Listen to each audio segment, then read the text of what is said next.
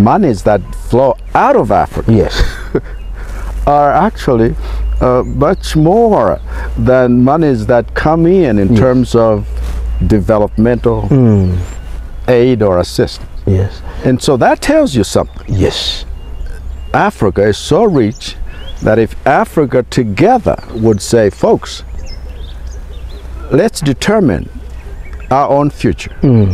Let's have our own vision. And like it is being demonstrated even now in terms of trade, yes, if we do that, then nobody outside us will be determining what we need. If they want to help, they will assist alongside what we have said. absolutely. Not in terms of laying conditions that, you know, Africa, if you want to prosper, advance, or industrialize, this is what you got to follow. We will be determining what Africa needs.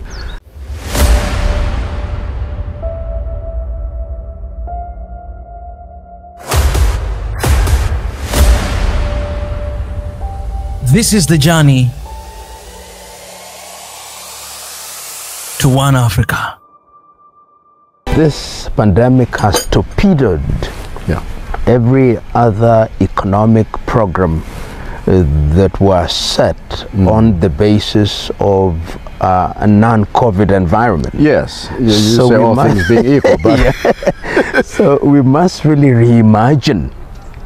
And those of you who are in charge of government, there is a sense in which we must also sympathize, because we still expect the same results as if COVID did not happen. But I look at just the airport environment when one travels now. Yes. All the shops in the airport gone, which means that the chain that supported the businesses are impacted negatively. That's right. What then and how then can we recapture that so that a multi-billion industry, which is the aviation industry, coupled with the advertisement industry, coupled with food, coupled with all the other things, in reimagining Africa and our countries, how are we going to attack that area? It requires a very innovative thinking. You're right, Prof. And you know, you just take the tourism industry, because a lot of the travel, you know, had to do with business, tourism, you know, that gave countries support. And we were, and still are, wanting to improve our tourism industry in this country. But you have such countries like where you come from, Kenya, where you would have 2 million visitors. Absolutely, easily. And then turn to 800. Yes. Just look at... Even less.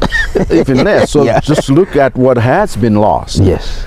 That impacts an economy, not in a small way. Yeah. Here, of course, I have been in office about 10 months now. But you talk about expectations? Yes. Oh, they're way up here. Yeah. And then you say, how do we do this? We promise young people jobs. Yes. But companies are closing. Yes. People are being laid off. It's something that every one of us has to soberly consider and says, let's imagine something more.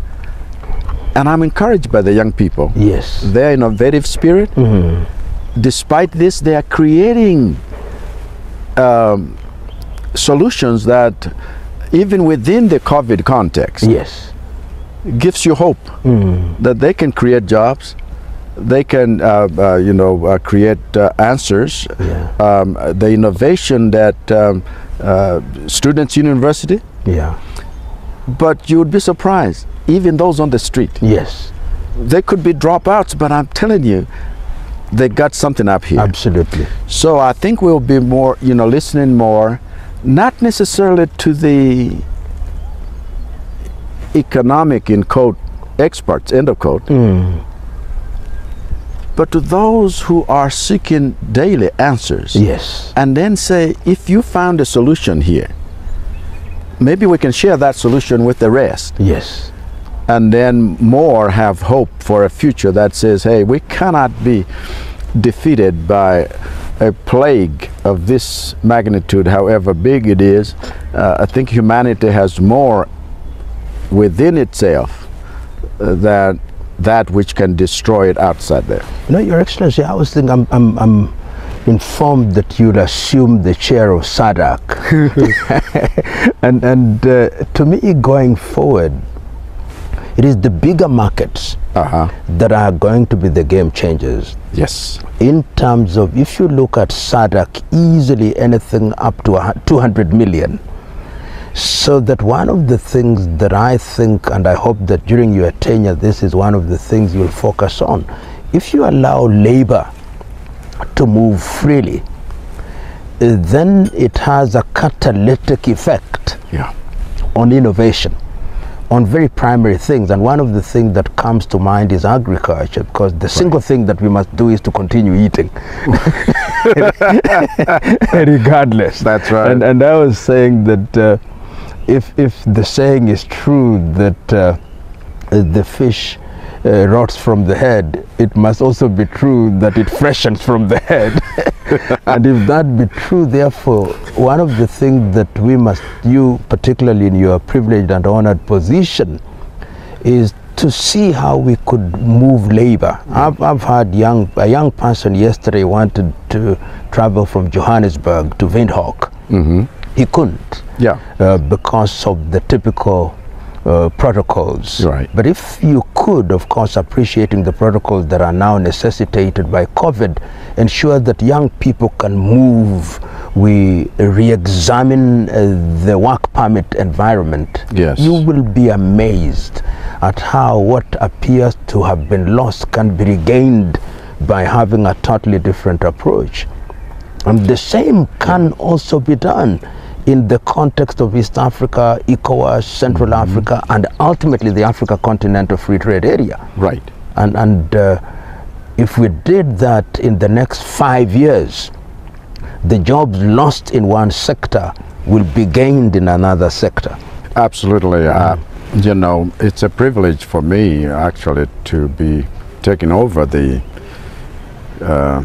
chairmanship of SADC in August, the Lord willing, this year. But you're right.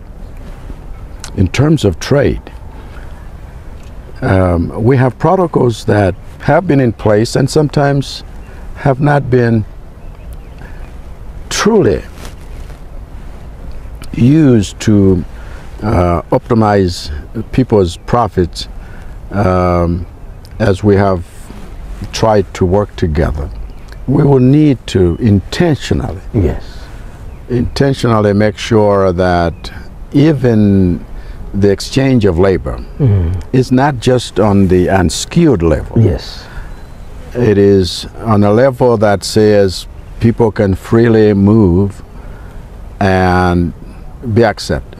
We are sometimes more willing to give temporary employment permits to what we call expats, and they are not those that look like ourselves. But we have plenty. In Southern Africa, for example, we've always had labor move around.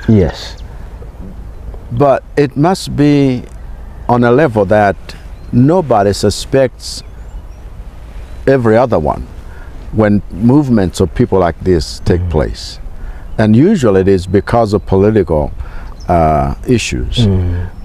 If we look at our people as one, and Africa as one, and nations that are there as, you know, one nation, like a chain in a link, every strong nation will make the African chain stronger.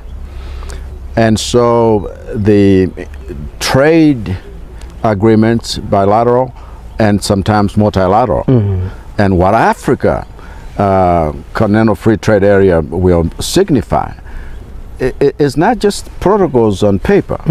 We must have, even like now, we are creating what we call one-stop border posts. Yes. Somebody says, let's call them one go. Yes. Border posts. Yeah. So people don't talk about stopping. Yes. But they talk about how freely it is we're enabled to go. Yes. And trade amongst ourselves, create more jobs amongst ourselves in the area of agriculture, like you have rightly mentioned, because food is the biggest business. And people shouldn't look at it as just a mere cause for subsistence. It is the biggest business, and we will always need it. And so Africa has so much arable land, yes, that we can not only just feed ourselves as Africans, we can feed the rest of the world. Yes. And then look at the whole issue that COVID-19 has kind of exposed in the area of pharmaceuticals, yes, and medicine development. Yeah. Why are we looking to others to be the ones that supply you know, vaccines? Yes. And our leaders on the continent have now begun to say, no, let's encourage our young people and our researchers to do what we can do for ourselves as Africa. In fact, Your Excellency, there's something that I think is very critical. You remember in the early days, the people of Madagascar came up with COVID organic. That's right. And I thought the Malawi Institute of Applied Science.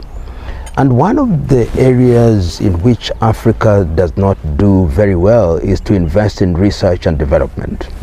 So that many of our universities have become glorified high schools.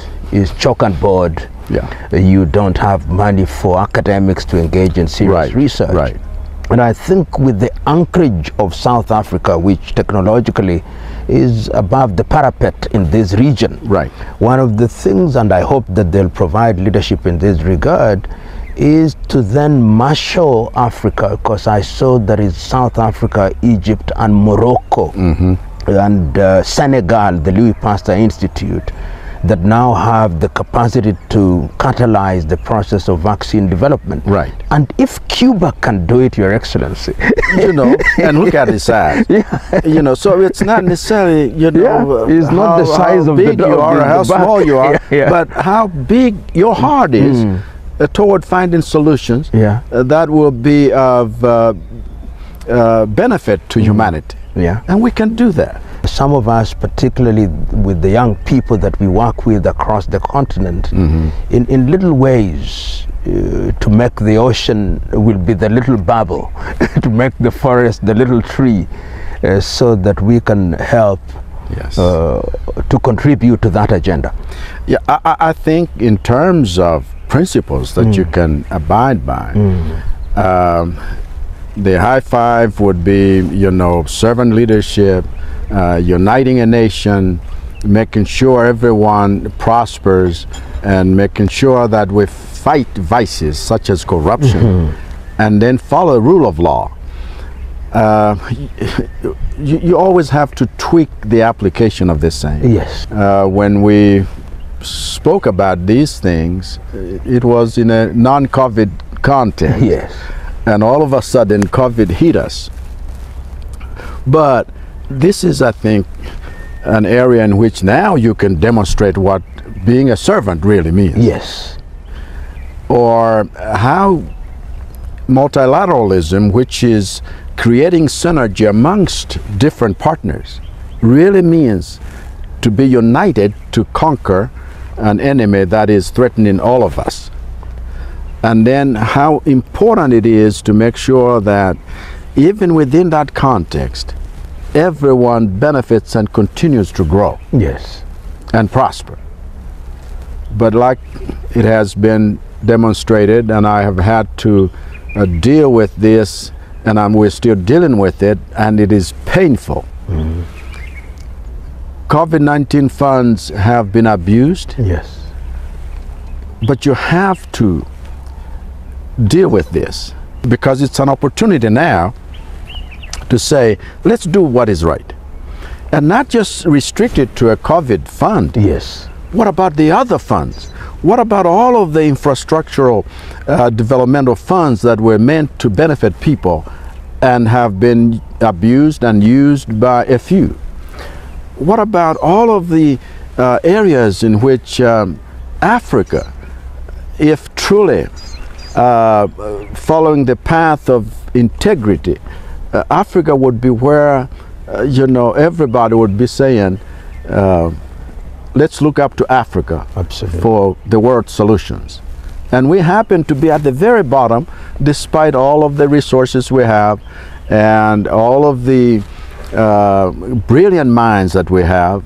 These young people are teaching me something, Prof, that gives me hope. That, you know, following principles, following values, following something that will give your life meaning, you could still change a nation, and you can still change a continent. Your Excellency will, no doubt, have seen your administration through you took very drastic action, and known or unknown to you, you may not believe it. It has energized Africa in a very unique way. Because as you rightly said, the funds that were meant to be deployed for COVID or in the fight against COVID have been embezzled across the continent. And what people have been waiting for is resolute action. And what we have seen, and I've read the newspapers today, is that people are being called to account. And I think that is what Africa needs. And it ought not to be restricted to COVID, as you said. You've got to look at different areas. And if we were to deal with wastage and outright theft, a friend of mine calls it, he says it is not corruption, is theft on an industrial scale. and if you are to tame it, and one of the things that I think is very critical in the fight against corruption is lifestyle audits.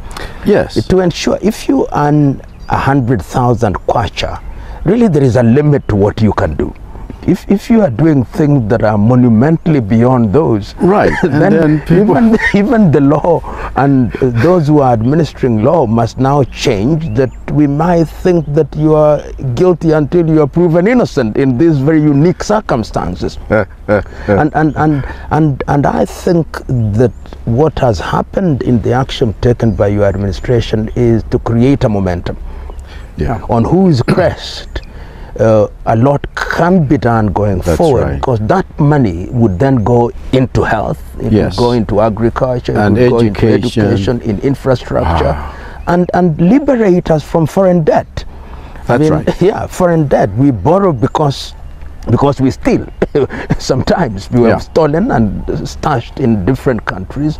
If we could keep it in the domestic arena. So I think that you have a duty, an obligation which is entrusted to you by the people of Malawi and of course progressively now the people of Africa, to be the arrow's head, in a manner of speaking, in carrying this crusade. My experience is that you make many enemies in this war, but yet it becomes necessary at times, because those enemies thus created, when they are alone and they inspect their hearts and minds, they know that the right thing was done.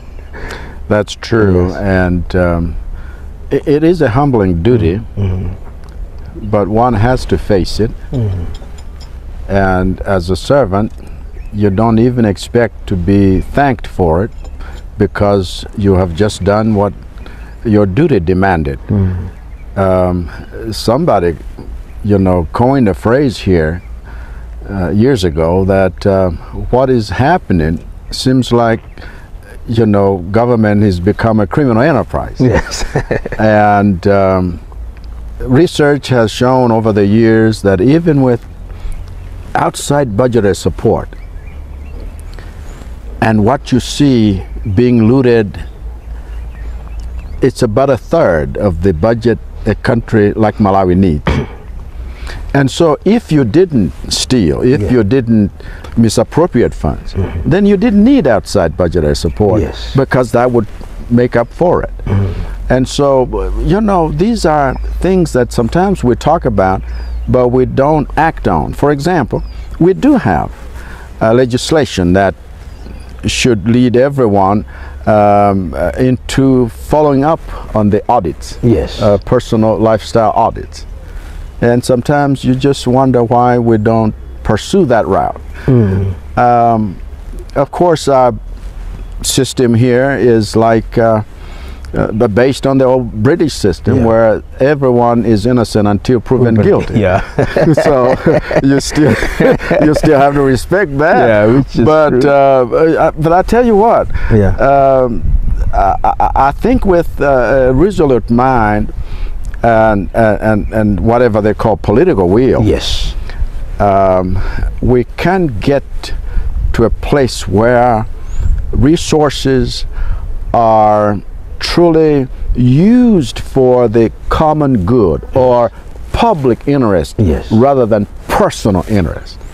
You know, Your Excellency, political will is actually the game changer. An anti-corruption authority can do all it wants, the judiciary can do what it wants, everybody else, but where there is political will, that energizes a country in a totally different way. And of course, as you rightly said, people will be presumed innocent until they are proven guilty. But if these agencies are reasonably well resourced, it improves the quality of investigation. That's right. Improves the quality of prosecution. The judiciary is properly resourced, and you will be amazed. I once said, when in my earlier days, that if you jail a high-ranking public official, it is more than public education for 10 years, because it sends a very strong message that there are no sacred cows. And I think that that is what Africa needs. And if that happens and is replicated, then we would save anything in the neighborhood of even $1 trillion United States dollars within the continent. And you can imagine what then it does to all critical sectors in African economies. And when you talk about the whole of Africa as a continent, monies that flow out of Africa are actually much more than monies that come in terms of developmental aid or assistance. And so that tells you something. Africa is so rich that if Africa together would say, folks, let's determine our own future. Let's have our own vision. And like it is being demonstrated even now in terms of trade. If we do that, then nobody outside us will be determining what we need. If they want to help, they will assist alongside what we have said. Absolutely. Not in terms of laying conditions that, you know, Africa, if you want to prosper, advance, or industrialize, this is what you got to follow. We will be determining what Africa needs. And I believe that, you know, the dreams of our forebears were not in vain. We need a generation that rises up and says, let Africa take charge. Absolutely. And you know, Your Excellency, another area that ought to receive attention is the area of innovation and invention in all its permutations, because these young people at the universities are capable of intervening in different areas. Take the area of agriculture. Everybody now knows that rain-fed agriculture is not the way to go. That's true. The question is, how are we enabling our young men and women at our universities of agriculture? What about the arts? I was just thinking the arts. It's big business. Big business. Football is big business. Music is big business. Cinema is big business in the billions. That's right. And I believe that these are the unique areas now which Your Excellency would use your privileged position both as the President of the Republic of Malawi and when you assume the chair of SADC to articulate and make Malawi, the warm heart of Africa, be a place that welcomes us. so that some of us who believe that Malawi is not landlocked, it is land-linked. That's right. That's right. Can now come here. It could become the hub. Yes. Of the kind of innovation and creativity that young people can champion. Yeah. And because I have known a little bit about the mentorship program that you champion across the continent. Yes. And I want you to know that you are free to come to Malawi and make it the hub where you can operate and challenge these young people across the continent to say, let's find our own solutions and we will rely on your brains. Or to use a phrase that I heard from Dr. Adesina, you know, he says this is white matter infrastructure development. You know?